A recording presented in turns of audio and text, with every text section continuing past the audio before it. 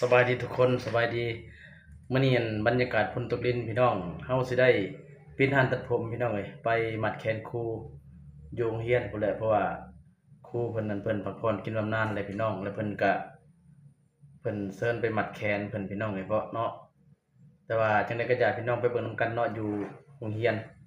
บ้านน้ำทรายของพวกเฮานี่แหละพี่น้องเนาะไปเบิ่งนำกันเลยฝนตกทุกคนเลยวันนี้บรรยากาศฝนตกลิ้นมัดแขนในครูอยู่โรงเรียนพี่แหละทุกคนเนาะแค่คนเพิ่นยังเข้าห้องมัดแขนครูพี่น้องมาให้เบิ่งบรรยากาศรอบนอกโรงเรียนของพวกเฮาพี่น้องเอ้ยเนาะ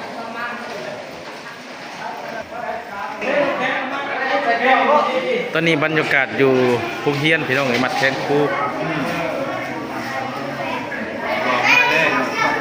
ความรู้คิดกับไม่ได้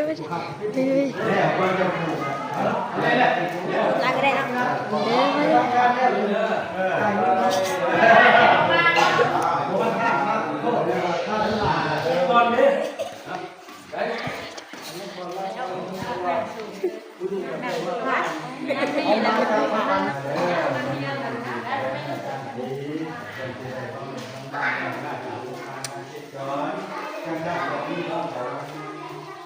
มาคือ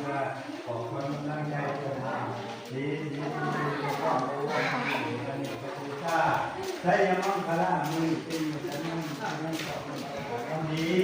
วันเจดีย์อมุตโตผ่านมาพัดมาเบียดมือนี่ผู้พบวันเจนเจ้ากันเจนเจ้าให้มาเขาอยู่ที่เรือผู้สีควรจะมาหอไทยใหญ่สุดปาค่าควรจะมาหอหน้าใหญ่สุดปาของควรจะมาหอพลังเราในหัวนอนหัวจงควรจะมาหอร้อนจะได้ชักจัดควรจะมาหอเช้าวันทันตีอายุวันนู้นเป็นปังพาลังนี้เยอะเอาไปนอนเอาไปนอนเด็ดเนาะ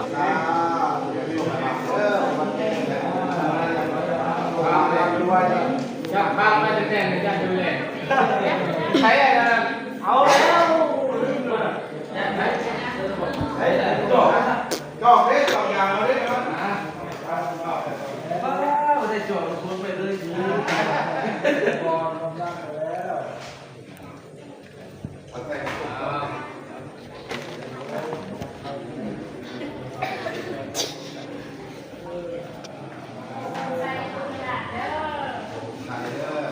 โอ้โหห้ามผูกก่อนเนาะห้ามผูกก่อนห้ามผูกแล้วห้ามผูกก่อนเนาะ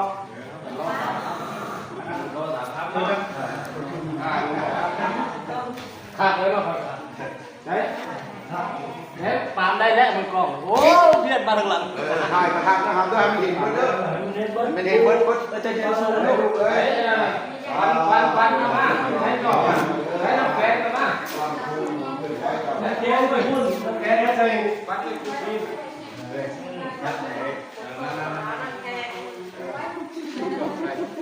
แกงนี่ก็เนาะน้ำแข็งจะพุ่นอยู่ที่กลัวจองดิใช้ผู้คนเรือเนี่ยนี่เข้ามาไปแล้ววันนี้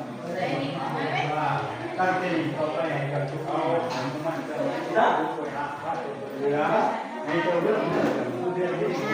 ได้เวลาทำมันมาไปโยกมาไปผม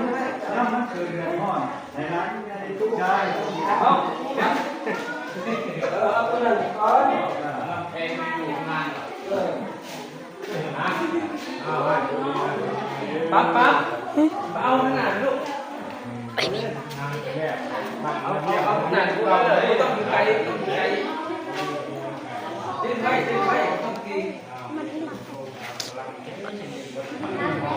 ตายยิ้มลายกระปุกนอนตายเอาไว้ผมลืมลูกนะที่เก่าแล้วลืมที่โรงเรียนมาลืมแล้ว